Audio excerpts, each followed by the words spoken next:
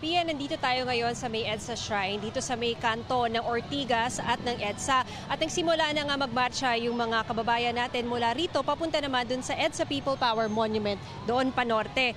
Kaninang umaga pa nagsimula yung mga iba't ibang pocket programs dito at meron din tayong mga nakita na ilang politiko na umattend dito, hindi lang dun sa mga programa, kundi pati na rin dun sa misa kanina sa EDSA Shrine. Kabilang dito sa mga dumalo, sina Senador Risa Hontiveros, Senador Kiko Pangilinan, Senador Bam Aquino, Representative Laila De Lima, pati na rin si Baguio City Mayor at ICI Special Advisor Baguio City Mayor Benjamin Magalong. Kanina nakausap natin si Mayor Magalong at ang sabi nga niya ay wala naman daw deadline na ibinigay sa kanila si Pangulong Bongbong Marcos kung kailan dapat magbigay ng resulta yung Independent Commission for Infrastructure o ICI. Pero ito raw kanilang self-imposed deadline ay dapat within the next 2 weeks magkaroon ng resulta. At ang ibig sabihin daw ng resulta ay magkaroon ng mga tao na talagang lalabas at makakasuhan. Pero alam naman daw nila na medyo matagal pa ang proseso ng pagkakaso.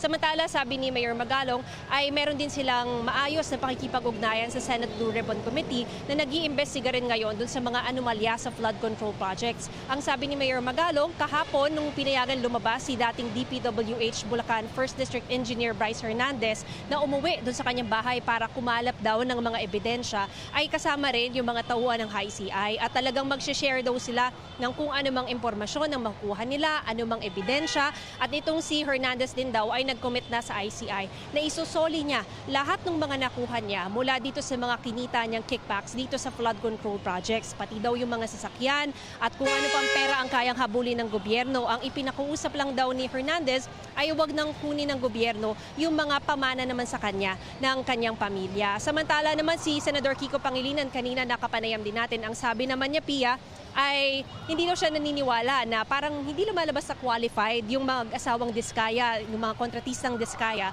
for Witness Protection Program. Dahil sabi niya sa pagdinig pa lang ng Senado, nakikita na nila na parang nagsisinungaling. Kaya daw paano pa mapagkakatiwalaan doon sa mga isisiwalat nila doon sa investigasyon ng gobyerno. Sa ngayon, Pia, ay maganda yung panahon dito sa EDSA Shrine. Kanina mataas yung araw, ngayon medyo makulimlim na.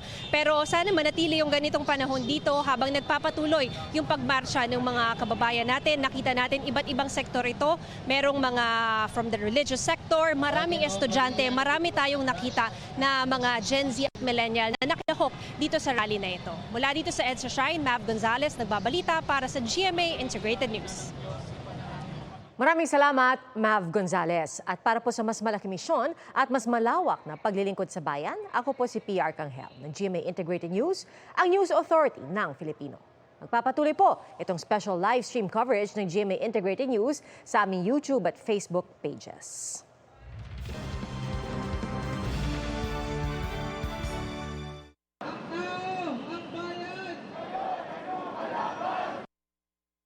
At sa pagpapatuloy nga po ng ating special live stream coverage dito po sa ating mga online pages, ang pagprotesta po kontra katiwalian, dyan po meron po sa People Power Monument, meron din po sa Luneta. At sa punto ito, babalikan po natin si Mav Gonzalez sa People Power Monument.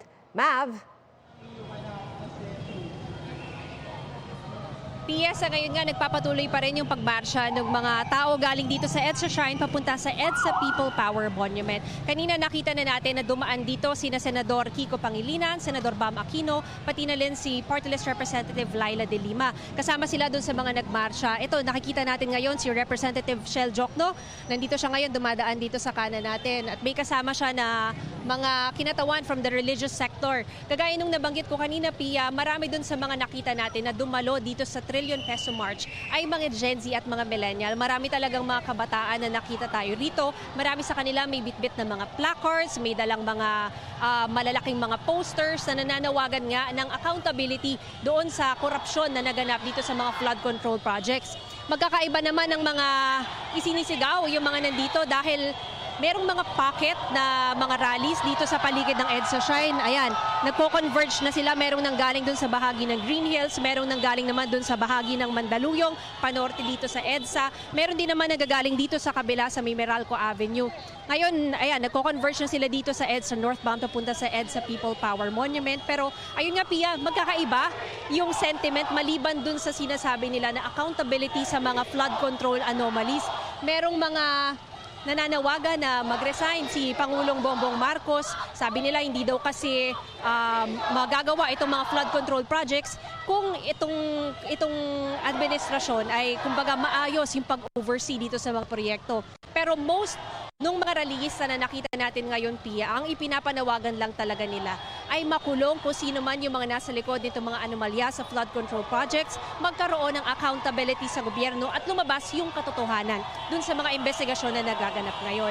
Sa ngayon, Pia, nga maayos pa rin yung lagay ng panahon dito at inaasahan natin na magpapatuloy itong mga nagmamarsya hanggang mga alas 2 ng hapon siguro to. Kanina, pakonti-konti lang, maliliit na grupo lang yung naglalakad dito. Pero ngayon, yung mga sasakyan na nandito galing sa Meralco Avenue papunta ng EDSA northbound, hindi na sila makadaan ngayon dahil masyado nang marami yung mga rallyista na naglalakad. Ayan, nakikita natin.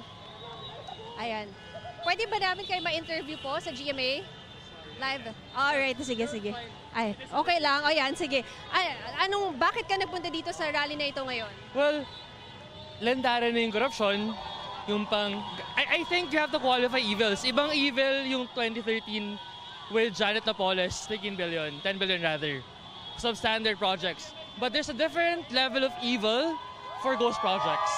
So panagutin ang dapat panagutin, and it doesn't end here. Rallying, protesting is not the end-all and be-all of everything.